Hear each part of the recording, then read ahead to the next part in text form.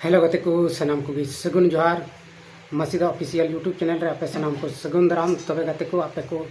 तेहिं दिन रे चेक लेका मेना बड़ा पिया आसो कना आपे सिरजनिया दया दुलर ते मौज और नपाय गे मेना पिया और इन हो आपे को कोई सहते और सिरजन बाबा दया दुलर ते मौज और नपाय गे मेना कदिया अदो देलाबुन तेहिया नवा वीडियो रे आरो बन गलमरा मैया सम्मान योजना बखरा जहां मैया सम्मान योजना दो मई जून रिया जहां किस्त नित हरिते गोगो को खाता रे बांग सेटेर कन से बांग बोलो कन ओना को बखरा तगी देलाबन गलमरा और नोआ मैया सम्मान योजना रिया पैसा को तीसो खाता ते हजू तकवा नोआ को विषय तगी अब बन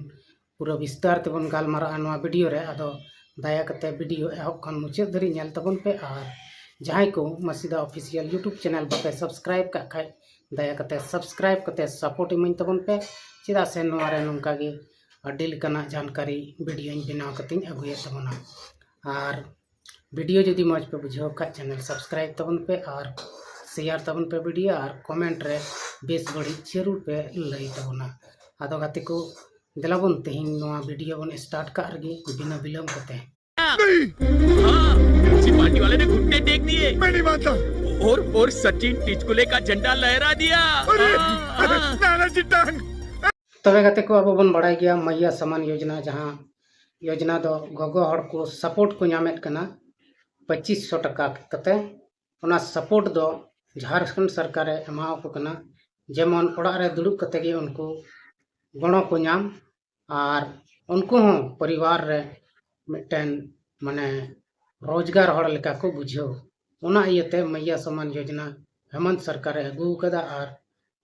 चलाव हजू कान 2024 कन नोआ योजना रिया पैसा दो कंटिन्यू दो बांग हजू कना मेनखान हजू कान गया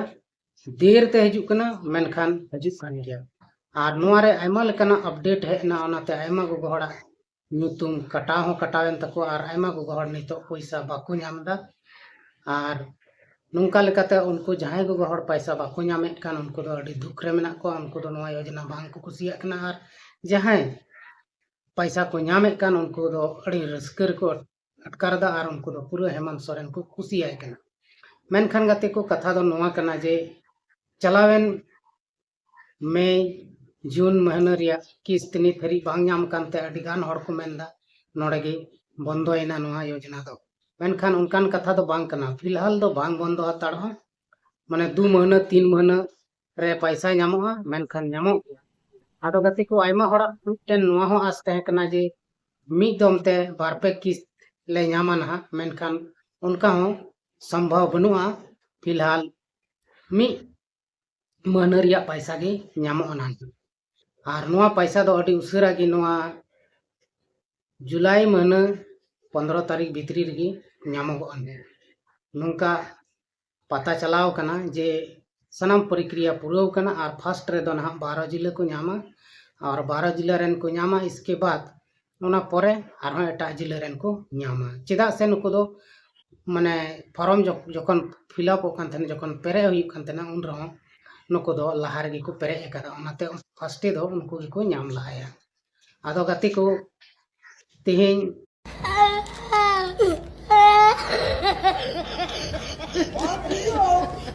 आदो गति को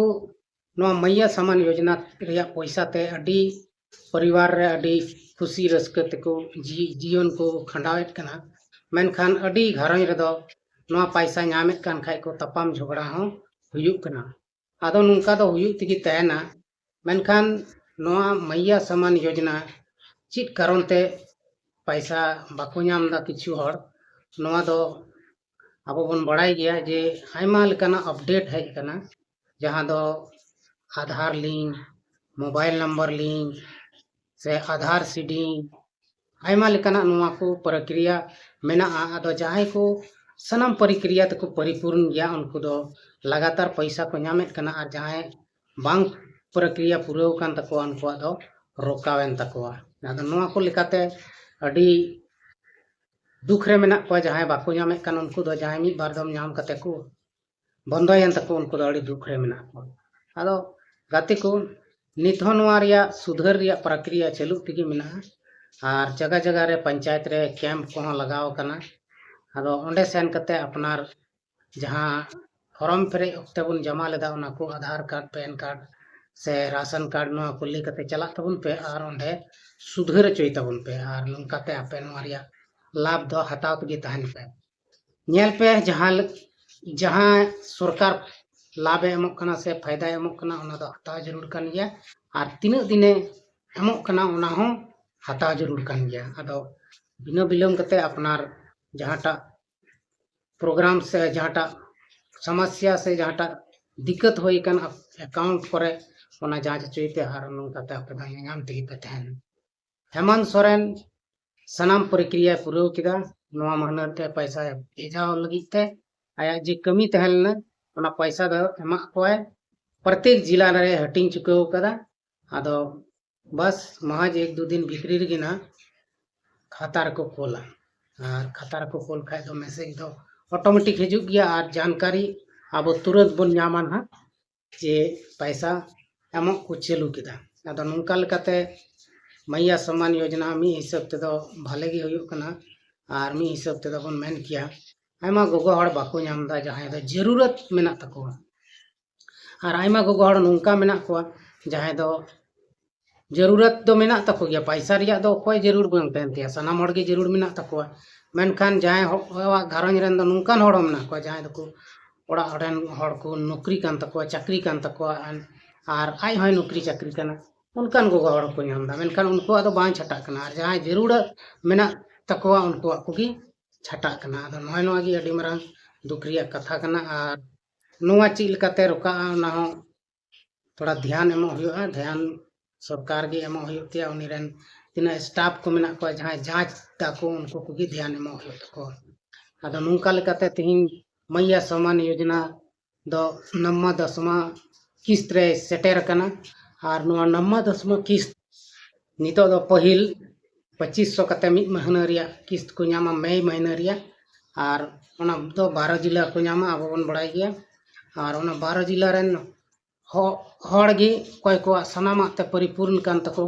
सनाम कागज पत्र ते ओके गे तको उनको गे को नामा और जहां ओके बनु खान उनको दो बाको नामा ना उनको लगी दो मुश्किल गया और उनको दो नितो हो ऑप्शन मेना गया जे मेनते ओना अपनारा कागज पत्र का को सुधारे कान ओना हो सुधार अचोय जरूर कान तको और बखाय दो उनको ओना योजना रिया लाभ दो बांको नाम दाड़ेया आदो गते को नवा जहां हेमंत सोरेने योजना चलाव का नवा योजना दो धीमी धीमी चला कानते उन स्पीड रे दो बांग चला कना और जहां को हेमंत सोरेने मेन लेदा ओना हो नित हबी ते उकुर लागू कना जैसे राशन बढ़ा रिया तहलना और गैस कमो रिया तहलना पेट्रोल डीजल नवा को कमो रिया तहलना मेन कान नित हबी ते ओना को रिया दो कोई सुनवाई गे बांग होई कना आदो इलेक्शन वक्ते दो आयमा लेका को वादाया मेनखान उनका दो बाको कमी दाड़िया नवा गे अडी मारंग समस्या कना और नंका लेकाते अबो जहां मैया सम्मान योजना बाको नाम कदा उनको हो मुश्किल रे मेना को उनको चील का को नामा उनको ओना खोजबीन तलाश रे लगा हुआ मेना को आदो ब्लॉक रिया चक्कर पंचायत रिया चक्कर से अंचल रिया चक्कर पूरा पूरी को लगावेत कना मेनखान नितो दो उनकान दो बांग कैंप लगाव कना और ओना कैंप रे सेन कते सनामा अपनारा पे सुधार चो दाड़े ताबना और पैसा हताव रिया लाभ पे मैया सम्मान योजना जहां पैसा ओना दो अडी उसरा गे खाता रे हजुआ ना सनाम प्रक्रिया कंप्लीट ठीक कना और नवा दो मिद बार दिन भितरी खय गे को नाम को धुरा आदो 2500 कते को नामा ज्यादा दा बाको नामा चिदा से नवा योजना चलाव लगी तो फंड जरूर कना और फंड ओका करे खय को अगुइदा हेमंत सोरेने अगुइदा नवा दो अब बाबन बुझ दाड़ेया और नवा फंड चलाव लगी उनी हो पूरा जोर सोरे लगाव कता मेनका तीना सक्सेस कना ओना दो उनीगी बुझाव दाड़ेया कना बाकी एटा हर दो ओना दो बांग को बुझाव दाड़ेया आदो गाते को नवा वीडियो अबो नेल तबन पे और बुझाव तबन पे मैया सम्मान योजना रिया सच्चाई चीज कना ओना को कथा और तिहिन दो आपे सनाम को ठेन इኛ मिटन गी नेहर मेना तिኛ गाते को नवा यूट्यूब चैनल रे सपोर्टिंग तबन पे और सपोर्ट करते अड़ी भागे भागे वीडियो न्यूज वीडियो को हूँ अगुएद कान तबना ओनाते आपे नोआ वीडियो नेल कते सब्सक्राइब तबन पे चैनल को आदो तिहिना नोआ वीडियो दो नोड़े गिन मुचाद तबना गाते को आर हों अब बन नापाम कना नेक्स्ट वीडियो रे मा तबे एंडे खान सनाम कोगी इन सेन खय सगुन जोहार।